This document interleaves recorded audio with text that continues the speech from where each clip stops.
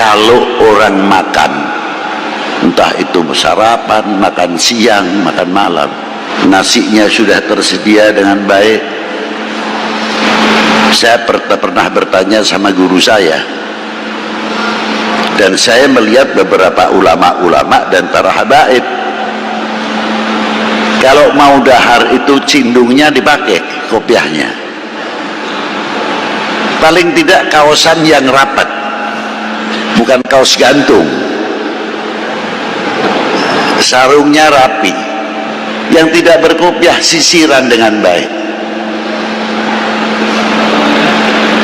Apa tujuannya? Biar kelihatan rajin? Tidak. Tujuannya menghormati kepada si pemberi rezeki. Itu hebatnya. Tidak cukup hanya berpakaian, biniyah menghormati kepada si pemberi rezeki, bukan hormat kepada minuman, air atau masakan dan nasi, bukan itu. Sadar para ulama, para habaib, nasi adalah makhluk, air adalah makhluk, sarana mencari kenyang, tapi tidak mampu untuk mengenyangkan, terkecuali bertemu kepada yang mengenyangkan. Mau makan 2 piring, 3 piring, tidak ketemu yang mengenyangkan, 5 piring pun masuk, tidak ada apa-apanya. Tapi kalau kenal, mencari siapa pemberi kenyang ini, dengan melalui sarana nasi atau minuman, itu satu. Maka para kesepuhan ulama sampai baginda Nabi SAW khususnya, kalau habis makan tidak mau minum setengah jam atau 1 jam. Sebab apa? Eman, enzim yang keluar habis makan jangan sampai tidak menjadi obat, hancur oleh minuman.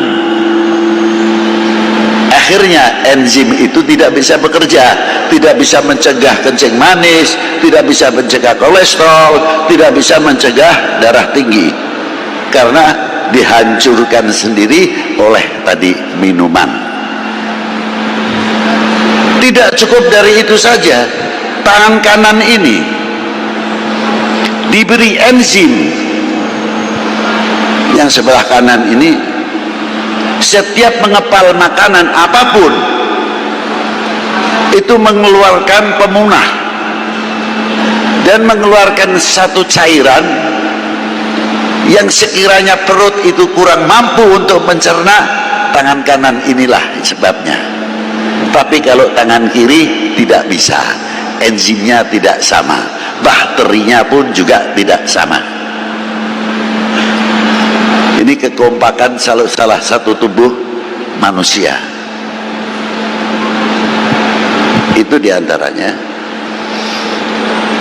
Coba kalau tidak percaya, ambil satu genggam nasi, tangan kanan dan tangan kiri, mana yang lebih busuk? Pasti kanan dulu.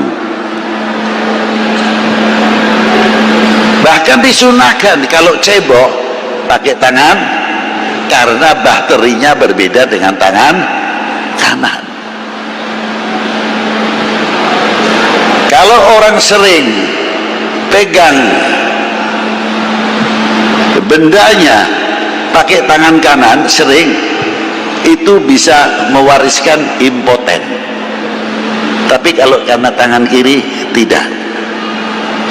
Itulah hebatnya anatomi manusia, karena kita mengenal selaku manusia apa yang ada diberi oleh Allah dalam tubuh manusia. Lita itu diantaranya. Lain daripada itu, dalam segi nilai-nilai akhlak wal adab, para kiai ini hebat, para habaib.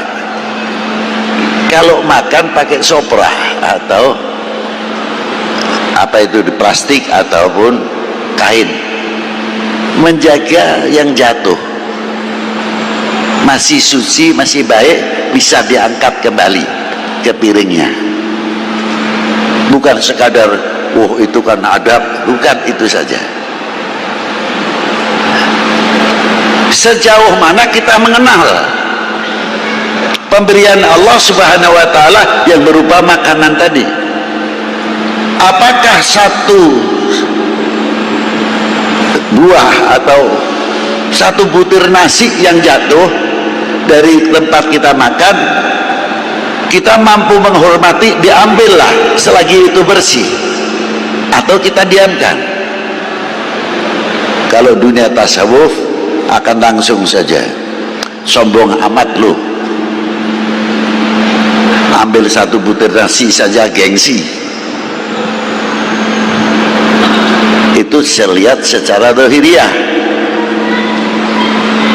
Tapi kalau kita mengenali ta'arufu, saya bertanya, siapa di antara kita yang mau menciptakan, mampu menciptakan satu butir nasi? Mampu atau tidak? Menciptakan satu butir nasi bisa. Hebat betul tuh kalau ada yang mengatakan mampu. Sejauh mana kita bisa menghormati satu butir nasi? Jangan takabur dulu, habis panen uang banyak, ambil, tunjukkan ini diantara keagunganmu ya Allah. Karena makan pun bisa menemukan, mengenal kepada Allah Subhanahu wa ta'ala. Maka makanya ulama aulia saja ibadah. Loh, ini diantaranya. Diambil. Lebih jauh, satu butir nasi ternyata yang ikut andil banyak sekali. Bukan satu orang, dua orang, tiga orang. Dari mulai mencangkul tanah sampai meluku, bajak, tandur, tebar, tandur, matun dan sebagainya, ngerabuk dan sebagainya, dengan penuh kesabaran, menanti dengan doa semoga panennya jadi. Satu sisi ingat anak saya masih di perguruan tinggi, satu sisi ingat anaknya masih tahfidzul Quran, ada yang di pesantren dan lain sebagainya, mengharapkan panennya itu baik. Maka doanya, lafalnya jama', Allahumma barik lana fima razaqtana wa qina. Kok tidak menggunakan kalimatul mufrad? Allahumma barik li, ya Allah berkahilah saya. Tidak. Kepedulian dalam segi akhlak dan adab dalam doa pun menggunakan lafzul jawab. Allah, ya Allah berkahilah kami yang nangkul, yang membaca, yang tebar, yang tandur, yang dan lain sebagainya, sampai yang memasak jadi nasi. Ikut Allahumma barik lana fima razaq wa qina adzab, didoakan.